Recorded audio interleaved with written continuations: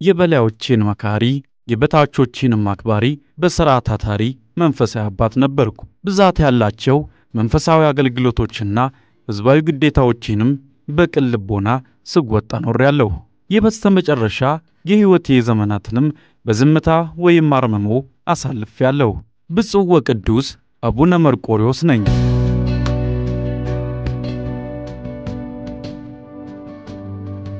በጎንደር ክፍለ ሀገር ደብረ ታቦር አውራጃ በዓለታ ወረዳ ልዩ ስሙ አረጊት ኪዳነ ምህረት በተባለችው ገዳም ልዩ ስሙ ማር ምድር በ1930 ዓመተ ምህረት ከብላታ ፈንታ ተሰማና ከወይዘሮ ለምለም ገሰሰ ተወለድኩ።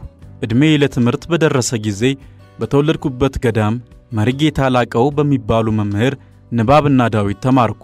ከዚያም በኋላ አጭታን ኪዳነ ምህረት በምትባለው ደብር ምዕራፍና ጾመ ድጓ ተምሬአለሁ። ትምህርቴን ለመቀጠል ወደ ጎጃም ክፍለ ሀገር በመሄድ ጎንጅ ቴዎድሮስ በተባለው ገዳም ለ2 ዓመት ከመርጌታ ወርቁ ወደ ዋሸራ በመዛወር በቅኔ ዝነኛ ከነበሩት ከመርጌታ ማዕበል ፈንቴ ለ2 ዓመት በጠቅላላ ለ4 ዓመት የቅኔ ትምህርቴን አጠናቅቄአለሁ። ከዚያም በኋላ ወደ ትውልድ ቀዬ በመመለስ በደብረ ታቦር አውራጃ እስቴ ወረዳ አጋጥ ደብረ ጽዮን የምዕራፍ ጾመ ድጓና ድጓ ትምህርቴን ከመርጌታ ሙጬ አጠናቅቄአለሁ። ወደ አቋቋም ቤት በመግባት መነጉዘር በሚባለው ደብር ከመርጌታ ሚናስ ለ2 ዓመት የአቋቋም ትምህርትም ተምሬአለሁ።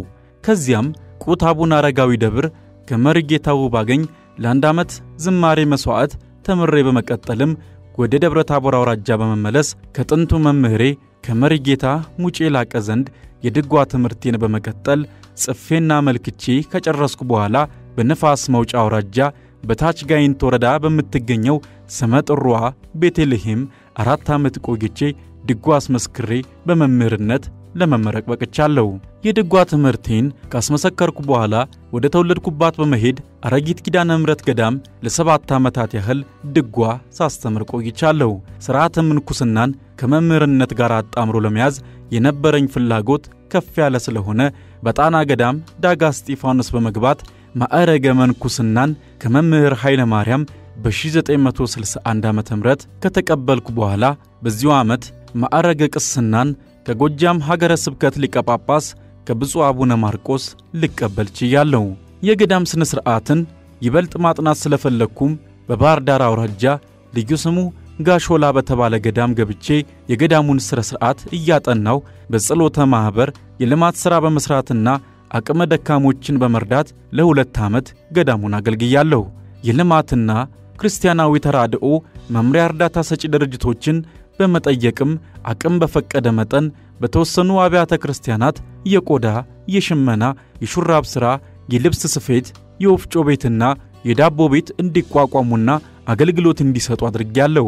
በተጨማሪም ለስብከተ ወንጌል፣ ለሰንበት ትምህርት ቤትና ለሕዝብም መሰብሰቢያ የሚያገለግሉ አዳራሾች በየአብያተ ክርስቲያናቱ አካባቢ አሰርቻለሁ። ሕዝቡ ንጹሕ ውሃ ማግኘት እንዲችል የውሃ ጉድጓድ በማስቆፈር ለዚሁ የሚያገለግል ሞተርና ቧንቧ እንዲያገኝ የበኩሌን ጥሬአለሁ።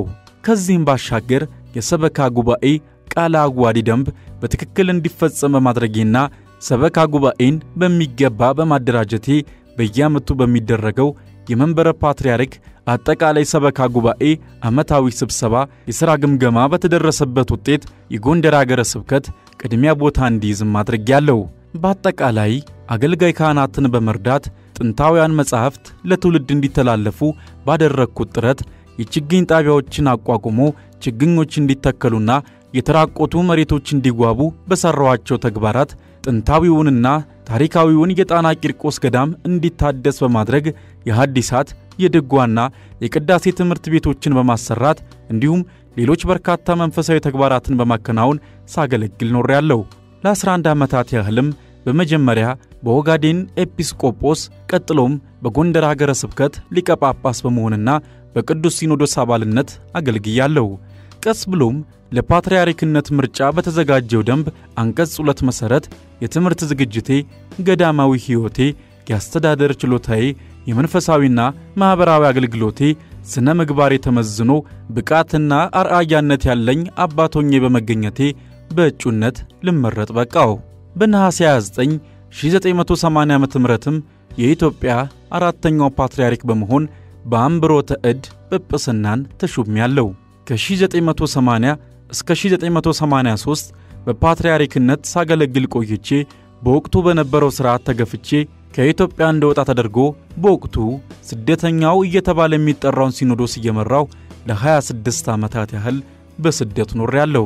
በሐምሌ 25 2010 ዓመተ ምህረት በነበረው ሀገራዊ ለውጥ ወደ ሀገሬና መንበሬ በመመለስ የኢትዮጵያ ኦርቶዶክስ ተዋሕዶ ቤተክርስቲያን ፓትርያርክ ከሆኑት ብፁዕ ወቅዱስ አቡነ ማትያስ ጋር በመሆን ቤተክርስቲያኒቱን ስመራ ቆይቻለሁ።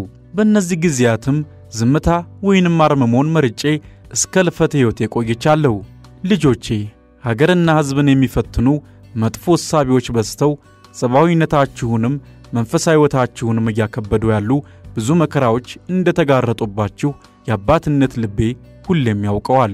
እንደነዚህ አይነት የከፉ ፈተናዎችና መከራዎች ስሜታዊ ከሆኑ ምላሾች ይልቅ በጽሞና ቆም ብሎ በማሰብ ራስን ዝቅ በማድረግ ከራሳችን በላይ የተቸገሩትን፣ የተሰደዱትን፣ የተፈናቀሉትን በማሰብ የበደልነውን ይቅር በማለት ለፈጣሪ በመናሰማው የውስጥ ጩኸት የመንፈስ እፎይታን መልሶ ማግኘት ይቻላል።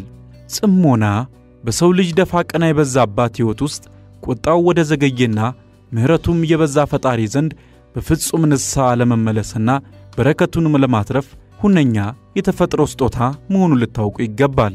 በጣት የሚቆጠሩ ቀናት የቀሩትን አዲስ ዓመት ስትቀበሉም አንዳንድ በክፋት የተወጠኑና ለመንፈሳዊ እንዲሁም ሀገራዊ አንድነቶቻችሁ ጠንቅ የሆኑ ዘመን አፈራሽ ወይንም በሌሎች ዓለማት ሕጋዊ ዕውቅና ከተሰጣቸው የተፈጥሮ ተጻራሪ ግብሮች ራስን ለማዳን ቆም ብለው በጽሞና ማሰላሰልን መመሪያችሁ በማድረግ በሳል ውሳኔዎች ላይ እንድትደርሱ የአባትነት ምክሬ ነው።